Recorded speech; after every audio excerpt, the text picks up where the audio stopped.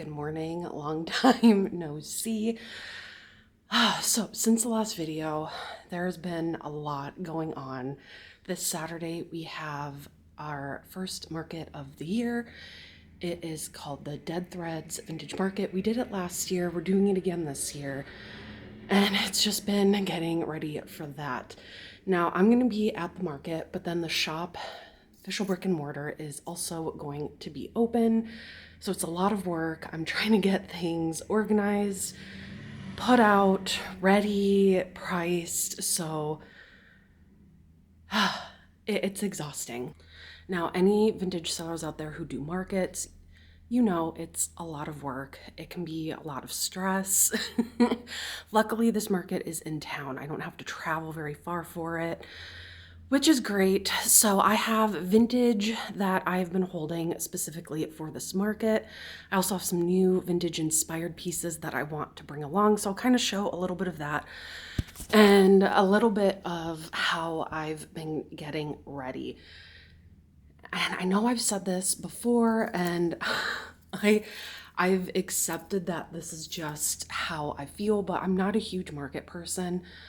I did a lot more of them back when I first opened the shop, and I needed more of the exposure and experience, but having a brick and mortar, it's really exhausting. It's a lot.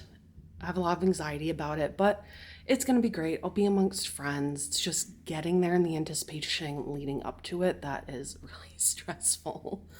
Now, today I'm filming this. It is Wednesday. Market is again this Saturday.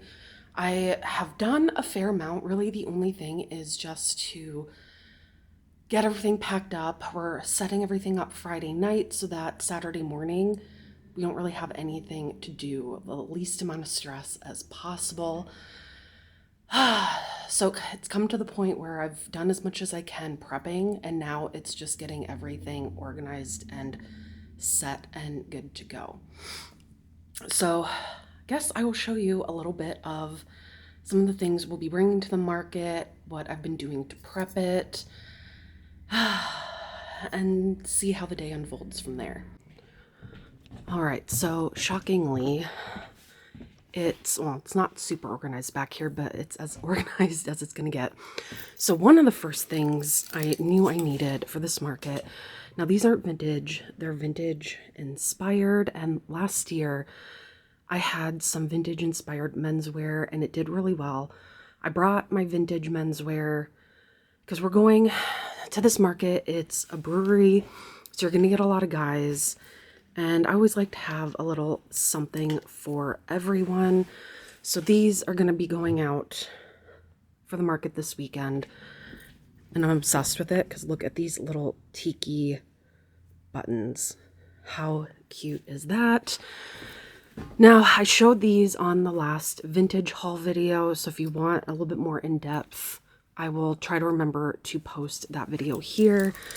But we've gotten all of these new pieces steamed and ready to go. How cute is that? I wish the color would come off better on here, but we have everything tagged. I have to go through and get these pieces priced, but these will be going out and debuting at the market. So I'm really excited for all of those. Have all of, I guess, really the things that we're going to be needing to bring. This I was going to wash. I'm going to put that there. So then I tried to lay out as many things as I could. We're bringing some jewelry that was made from vintage beads. I have all of my shopping bags ready. Need to get some of these more wounded bird pieces hung up and tagged. I have signs printed out for those.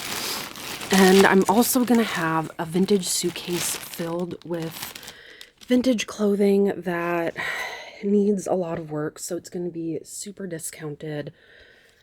I want to clear out a lot of stuff. So that's my goal. I have a section of sale jewelry, a bunch of clip-ons that we sectioned out. It's gonna be like $2. a pair. Aren't those neat?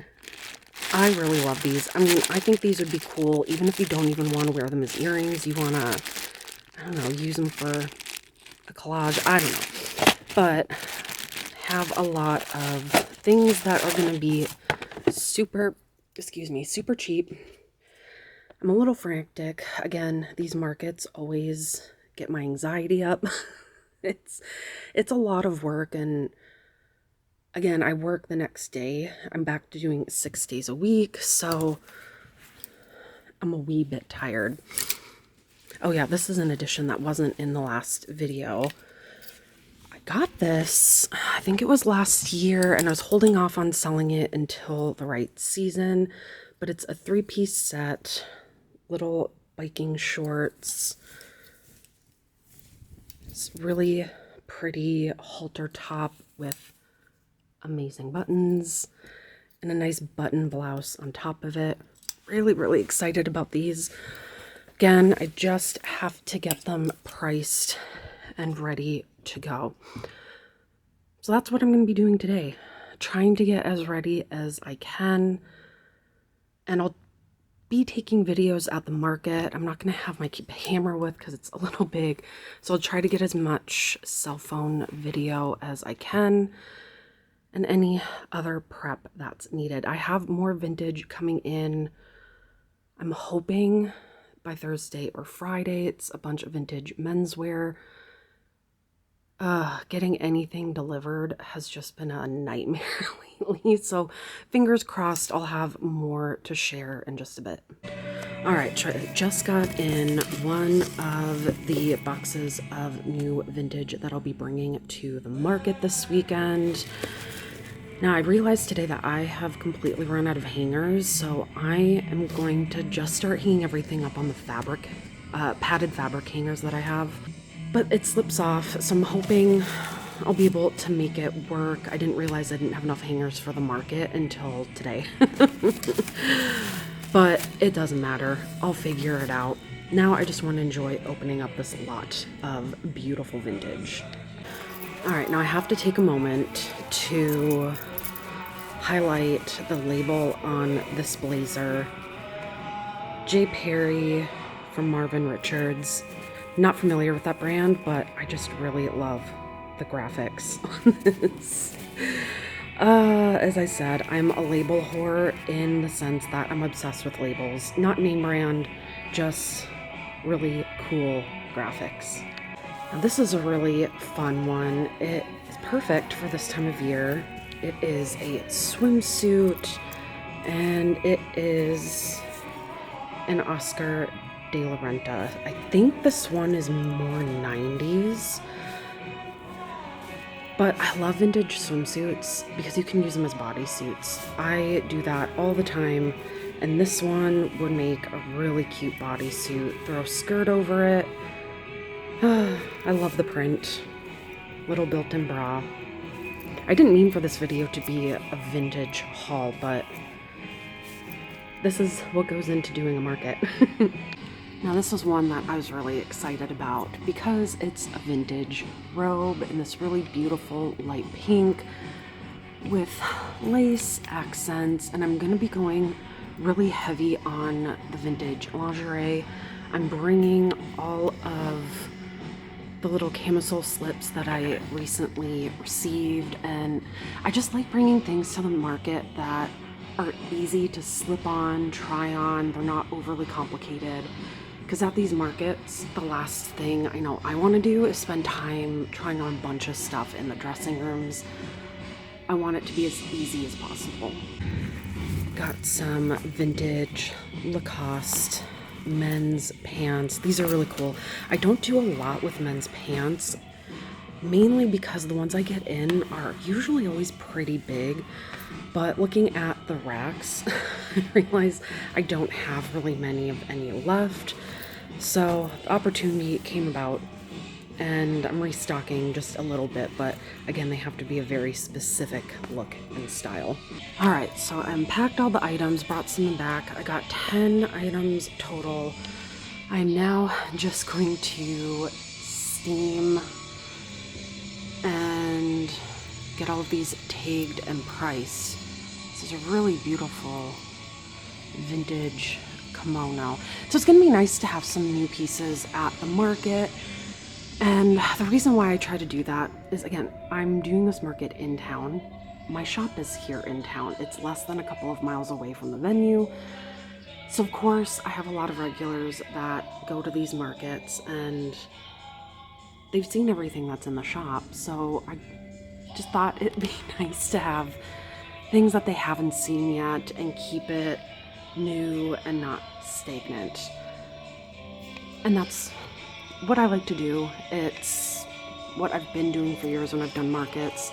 I'll keep things aside specifically for that market and then unleash them to the world so they're fresh and new. Anywho, I'm gonna stop and eat because my brain power is slowly fading.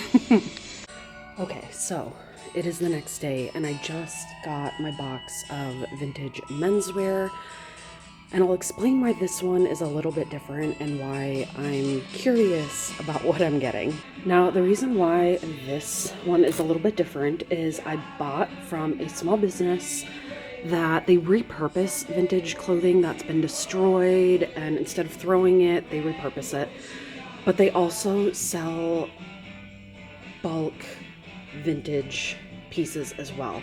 Now, it's not a rag house, and if you don't know what a rag house is, I'll put up a definition here, but this, they go through it, you can pick out, I want polos or I want Fair Isle sweaters, and they give you an idea of what you're gonna get, but you don't know exactly what they're gonna send you. It's kind of like a curated mystery box. And it's so hard to find vintage menswear, and I found this business and I thought, I'm going to give it a shot. And what better time to do it than right before the market. So let's unpack and see what we got. All right, now this first bundle are the kind of Fair Isle inspired knit sweaters.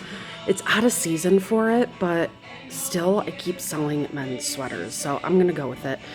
Now, with vintage, again, you don't know how other sellers define it. I was just talking to someone about this yesterday, that I have some sellers that say things from 2015 are vintage or 2020. I go by we've had this conversation before. I go by 25 plus. The majority of people go 20 plus, like a generation. So these, I'm trusting that their definition of vintage aligns with the 20 to 25 mark. And I know with this brand, things could more be from like the 80s and 90s or the 70s, which that's perfectly fine with me because it looks like this one. Oh, Primark. Isn't that a British brand? Have to look that one up. Kanda. So far they look 90s. Hayworth. Yeah, so far they look 90s, which is completely fine with me. It's very hard to find 50s and 60s menswear, so I wasn't expecting that. Fierté.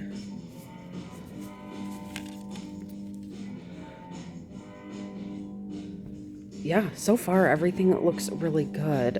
I'm just gonna check through everything first and then kind of look over to make sure there are no holes, no stains. I mean, so far everything looks pretty good.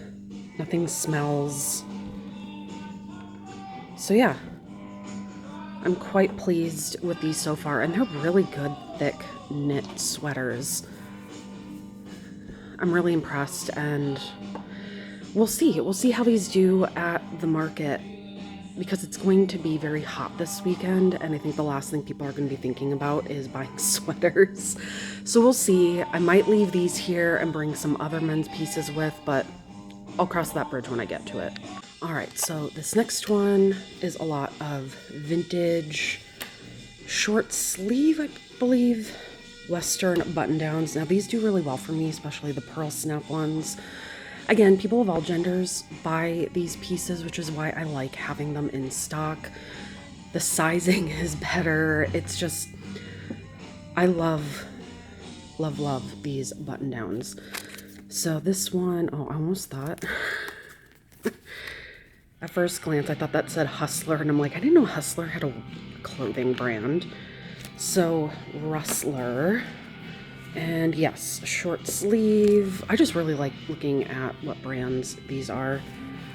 Plains Western wear, looks to be about the 90s. And really what I've found with, you know, any men's vintage I have, unlike women's, people aren't as concerned about the decades. If it's 90s, 2000, it's more about the style and the quality and the fit. Sheplers. You know, this brand brings back good memories because my great aunt worked at Sheplers in Denver, and she would always have her little cowboy boots on. She was not a Western person at all. But she would have her cowboy boots on, her big buckle, going to work. So that label has a really happy memory for me. Next one is a Wrangler, of course. Those always sell really well. This one was interesting with the colors. I'm curious to see what brand it is. Ditch Plains, New York. Never heard of that brand before. These are all going to need a good steaming as well. But I do like the colors on that. It's definitely different. And this one,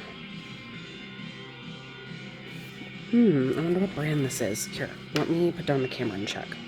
Oddly enough, this one does not have a maker's label at all. It has a material label, but that's about it.